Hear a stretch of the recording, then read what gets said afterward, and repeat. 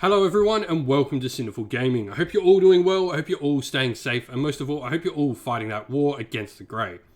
Today's video we're going to talk start collecting Warhammer Age of Sigmar Warcry, and today we're going to look at how to start a Flesh Eater Courts warband for Warcry using the Grymwatch box set.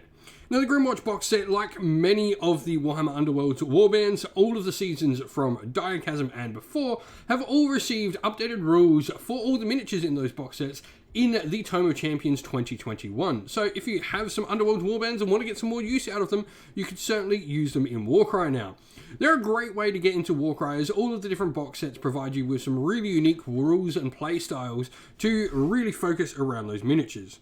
And so with that said, today's video we're going to go through all the models that come inside the Grymwatch box set, talk about how they work on the tabletop in Warcry. We'll then take a look at some other units we can bring into the force to finally show you a little sample warband roster of 1,000 renown at the end of the video for you to use as your inspiration, or indeed copy out if that's what you wish to do.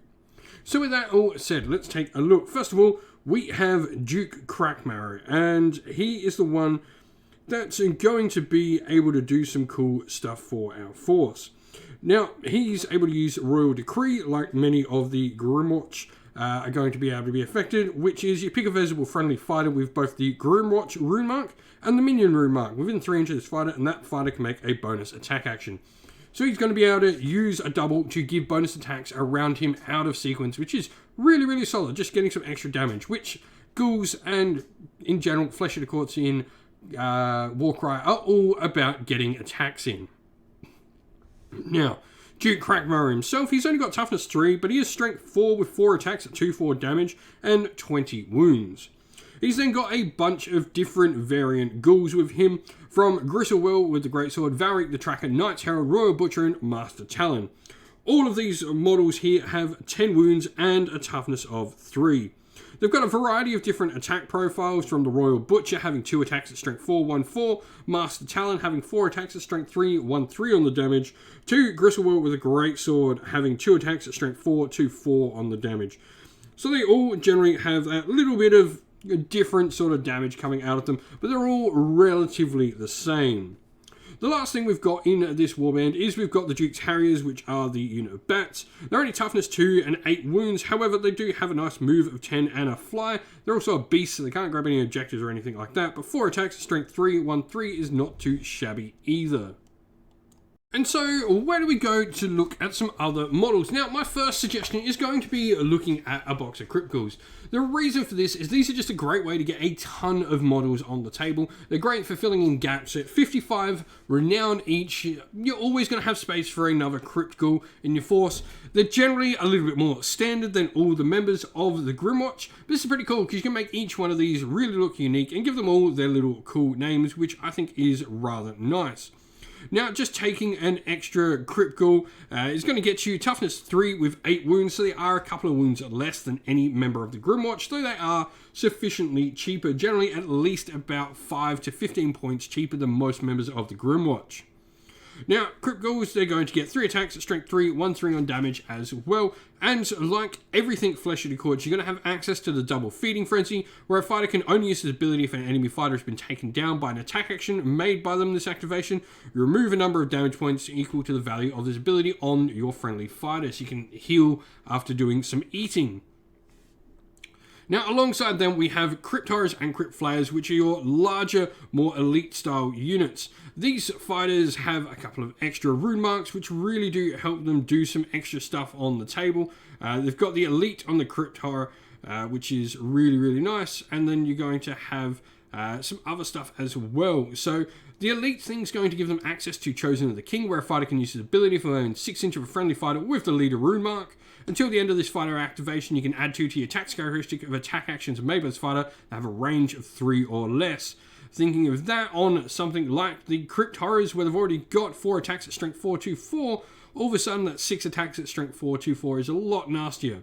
Toughness 4 and 30 wounds makes them much more survivable than your average Flesh Eater Courts model. Definitely something to consider going alongside the much more squishy members of the Grymwatch.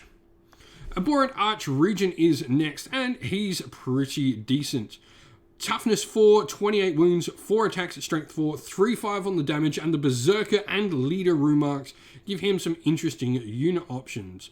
Now, he's got the Berserker, so he can Stir of the Black Hunger, where until the end of the battle round you add on to the attacks characteristic of attack actions made that have a range of 3 or less by visible friendly fighters while within 9 inches of this fighter. That's a nice triple ability. And then he's also going to have some other cool abilities that he's going to be able to do, like the Unnatural Vitality, where remove a number of damage points from this fighter equal to the value of his ability. This is really cool because it does give you access to the potential for double heals over the single model, as you could easily use a double and then a triple. If he's the last fighter remaining, he can use all of his doubles and triples. So if he's the last fighter remaining and you can start running some doubles and triples, he could be pretty nasty. Lastly, we have the Varghulf Courtier, who is another leader option you can take, or of course another hero if you want it to be your second. Toughness 4 and 35 wounds, 3 attacks, strength 5, 3/5 on the damage, gives you some all-important strength 5, which generally Flesh of the Courts do lack a bit of. He has the Terrifying rune mark, so he can use Terrifying Frenzy for a triple, where he adds half the value of this ability, rounding up to the attacks characteristic of attacks, which is pretty sweet. So a nice little ability there for him as well. And in general, he's just, that strength 5 is just so important. There's not a lot of it available in Flesh Eater Courts, so he definitely can do some damage. Generally, you're wanting to probably add some more bodies, and you're going to use those ghouls to sort of fill in the gaps as you add in some of these bigger bodies to your Grymwatch to really get a nice, fully fleshed out warband. But let's have a look at the little warband we put together to show you how we can put it all together. And so this is our warband. We've gone for a single leader in this one. Duke Crackmurray is going to lead the force, and then we've got all the members of the Grymwatch in here, along with an additional Crypt Goal and 2 Crypt Horrors. Like I said, just getting in Crypt Horrors or some other hero options are incredibly important to give your Grymwatch some survivability. You definitely could potentially drop out some members of the Grymwatch and that Crypt Goal to turn one of the Crypt Horrors potentially into something like a Varghulf, which could be a really great addition. That strength 5 could definitely come into it, but we are wanting to use all the members of the Grymwatch, so that's what we've done here first. But if you're looking to add something else, I'd take out one of the members of the Grymwatch and probably that Crypt Goal and a Crypt Horror, and put in that Varghulf as your secondary big monster. He can definitely give you some hand and some help with that strength 5 of his as you look to progress this warband beyond this initial starting point. Really fun warband though, all about offense, not much defense. It's a glass cannon of a warband. If you've been playing Flesh Eater Courts in Warcry, let us know how you've been going and what you've been doing down in the comments below. And so that is the end of the video. We hope you enjoyed it. If you did, please don't forget to leave a like and subscribe to the channel, and drop us a comment. Let us know what you thought about the video.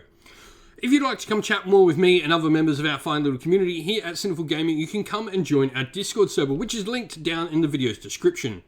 Lastly, if you'd like to help support the channel, you can do so either by supporting us on Patreon or YouTube members, both of which are linked down in the video's description, or you can indeed go grab some merch on our Ko-fi store. We've got some cool Sinful Gaming dice, which you'll see used on the channel, down for sale in there.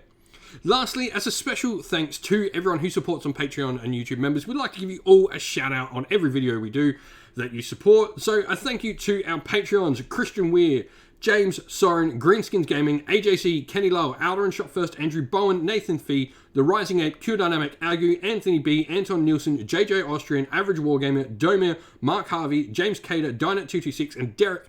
And a shout out to our YouTube members, and a massive thank you as well to Green Roots Gaming, Kenton Young, Chris Wallace, Ronya, Villy, Lockloric, The Johnny84, David Ellsworth, Revenar, Wolfric Nick, Broken Chef, Ariana Edwards, Sean Scott, and Pink Nico Fire. Lastly, a massive thanks to Lady Witchfox Art, who does all the amazing artwork for the channel, and to Xmorphic, who has done amazing work in setting up our Discord server and doing amazing work over there. Thank you all for watching once again. Stay safe everyone, stay well, and most of all, keep fighting that war against the Grey. Ciao for now.